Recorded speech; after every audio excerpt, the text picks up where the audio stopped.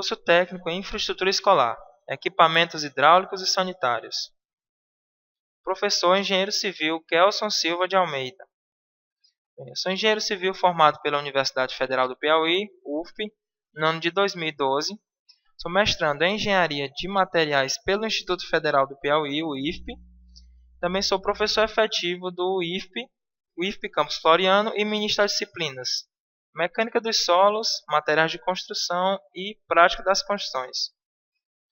Bem, o nosso curso tem como inventário o planeta água, captação, distribuição e consumo de água nas escolas, equipamentos e materiais constituintes do sistema hidrossanitário, leitura e interpretação de um projeto hidrossanitário, estrutura e funcionamento da rede de esgotamento sanitário, uso racional de água, manutenção e conservação das instalações e dos equipamentos hidrossanitários. Esse é o nosso inventário. Os objetivos principais são analisar a utilização da água na natureza e o seu uso racional, compreender os fundamentos da instalação hidrossanitária, utilização e manutenção dos equipamentos utilizados no ambiente escolar, todas as informações necessárias para o bom aprendizado da parte hidrossanitária do ambiente escolar. A nossa carga horária é de 60 horas. O método de avaliação vai ser por fórum, leitura de conteúdos e textos e desenvolvimento de atividades propostas, além de exercícios. E ainda haverá também uma prova escrita. Esse é o método de avaliação da disciplina. Aí o período de avaliação da disciplina vai ser começando no dia 1º de junho de 2013 até o dia 29. Certo? Começando, inicialmente a água. Como coloquei uma frase aqui de Mário Quintana: quando a água desaparecer, que será do homem? Que será das coisas, dos verdes e dos bichos? Só para informar que a água é bastante importante na vida do ser humano, certo? Que a gente não pode, tem que sempre levar em conta em todas as atividades, tem que ir sempre contra o impacto ambiental, qualquer forma que venha a causar algum problema no ambiente do mundo. Aí o conteúdo da nossa primeira aula será o planeta água, com os pontos água no mundo e água no Brasil. E o ponto 2, captação, distribuição e consumo de água. A origem do sistema de canalização de água, sistema de abastecimento de água, sistema de distribuição de água, a utilização da água, equipamentos e materiais constituintes do sistema hidrossanitário, tubos hidráulicos, louças e metais, aquecedor de água, chuveiro, bebedouro de água gelada e reservatório de água. Esses são os nossos conteúdos da primeira aula. Inicialmente, a gente começa com a pergunta: a água é fundamental para a vida humana? Essa eu pergunto para vocês responderem, certo? A gente vai ver ao longo do nosso conteúdo todas as informações necessárias para saber se a água é fundamental, onde é que ela vai ser utilizada. Aí, inicialmente, coloquei a imagem aqui da Terra, mostrando que nosso planeta, basicamente, a superfície é toda recoberta por água, como está aí na figura, 2/3 de sua superfície é recoberta por água. Ou seja, então a água desempenha um papel importante para nós que moramos na superfície da Terra, e ela, basicamente, 2/3, 66% é apenas água. Inicialmente, como propriedades da água. A densidade da água na fase líquida é maior do que na fase sólida. Como a gente está vendo aí na figura, que o gelo fica sobre a parte líquida da água. A mistura de água e recirculação de nutrientes só ocorre porque a água tem densidade máxima em 4 graus Celsius, ou seja, na fase líquida. Nesse ponto ela está com a densidade máxima. A água é um solvente universal, ou seja, ela dissolve todo tipo de material em si, ela tem essa propriedade de dissolução. E essa propriedade que não é muito boa com relação ao impacto ambiental, que a água é o destino final de todo poluente que tenha sido lançado, não apenas diretamente na água, mas também no ar e no solo. Ou seja, toda a parte de lixo e tudo que é jogado, tudo que é derramamento de óleo, todo tipo de de sujeira que termina impregnando o ambiente, tem como destino final a água. Na parte a gente pensar no ar, por exemplo, que vem a chuva, vai terminar sendo dissolvido pela água e vai terminar indo para algum ambiente aquático, como por exemplo o lago, o mar principalmente, já que a superfície da Terra é 2/3 é recoberta por água. Então, com relação à água no corpo humano, inicialmente a gente tem que saber que a água ela recobre 70%, ela representa 70% da massa do corpo humano adulto, e de um bebê ela representa 90%. Nosso organismo necessita de 4 litros de água por dia. E a água também é importante na regulação da temperatura interna. Ou seja, a temperatura interna das pessoas são normalmente entre 36 e 37 graus. A água que vai fazer essa regulação. Sintomas de desidratação. A pessoa tem perca de 1 a 5% de água. O que ocorre normalmente é principalmente a sede. O pulso fica acelerado e a pessoa tem a sensação de fraqueza. Quando a pessoa aumenta essa perda de água entre 6 e 10, como consequência temos a dor de cabeça, uma fala confusa e a visão já se torna turva. Ou seja, a pessoa já não enxerga com grande facilidade.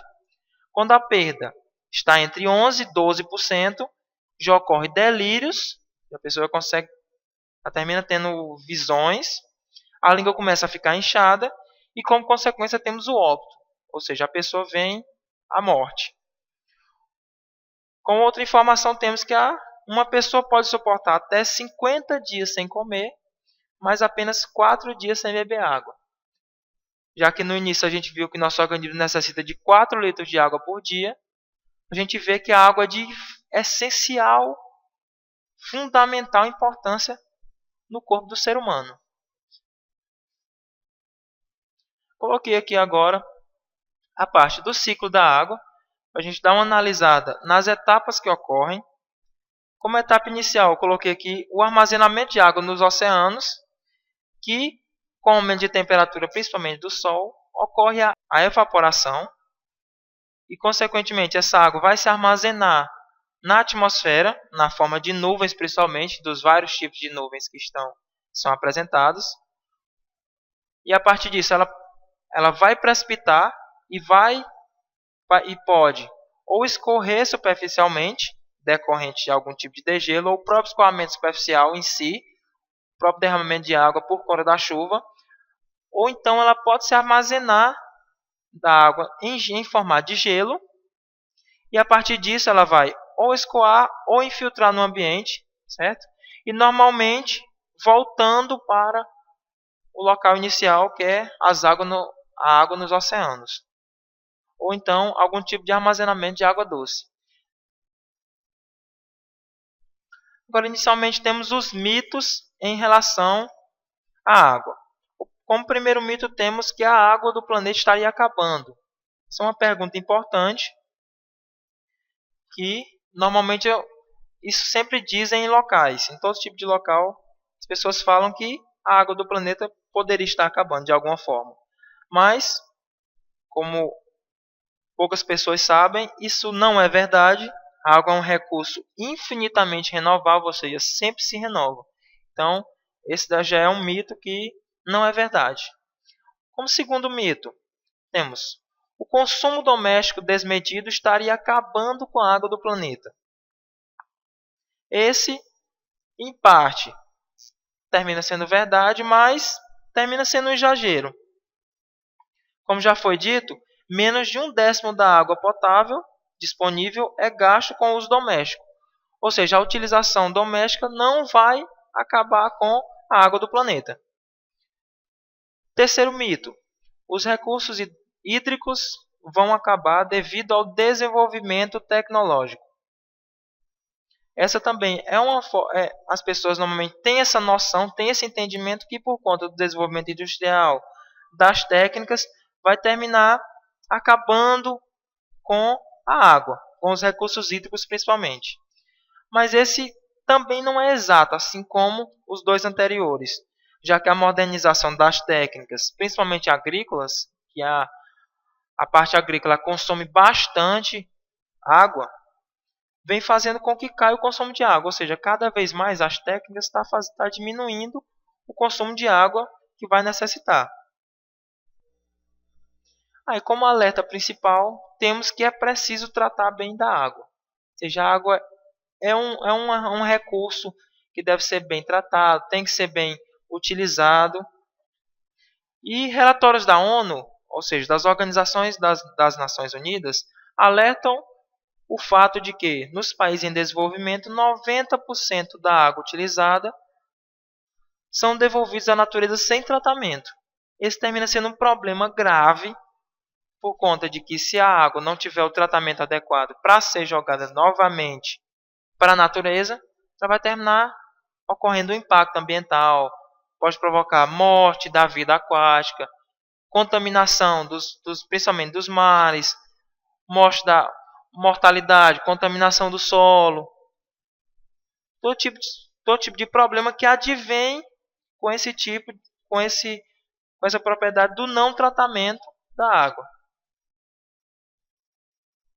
Outra forma de entendimento que a água é importantíssima para nós seres humanos é que basicamente somos água. Ou seja, a vida do homem depende da água. Para todas as atividades industriais, agrícolas, todas as atividades é necessário que haja água, que a água seja utilizada em todo tipo de desenvolvimento, a água tem que estar presente. Ou seja, para a produção aqui de 1 kg de papel, são necessários 540 litros de água. Ou seja, bastante água para a produção de apenas 1 kg de papel. Para a produção de 1 litro de leite, são necessários 4.000 litros de água. É algo grandioso, basicamente. Toda a produção agrícola, para 1 tonelada de aço, são necessários 260 mil litros de água. É água em grande quantidade. Enfim, para que uma pessoa possa satisfazer suas necessidades básicas, pode-se gastar até 300 litros de água. Normalmente, para cálculo de projetos, a gente utiliza como consumo diário de uma pessoa 200 litros. Mas, para satisfazer todas as necessidades de acordo com o desenvolvimento industrial da população em geral, pode necessitar de 200, 250, 300. Depende muito dos fatores que influenciam nesse cálculo. Pode ser o clima, o desenvolvimento industrial, as necessidades de cada pessoa. Mas, basicamente, todas as atividades humanas necessitam de água. Isso é importante. Como norma brasileira sobre qualidade de água, temos uma portaria do Ministério da Saúde, a número 518 de 2004, que trata principalmente da própria qualidade de água para o consumo humano, em que nessa norma ela vai tratar principalmente dos detalhamentos de como deve ser a água, qual a propriedade que ela tem que estar potável, e dos materiais que vão estar, os sais minerais que vão estar dissolvidos nessa água, qual o nível desses materiais. Como outra norma, temos a resolução do Conselho Nacional do Meio Ambiente, a CONAMA, 357 de 2005. Ela vai classificar os corpos hídricos de água e de diretrizes ambientais para enquadramento.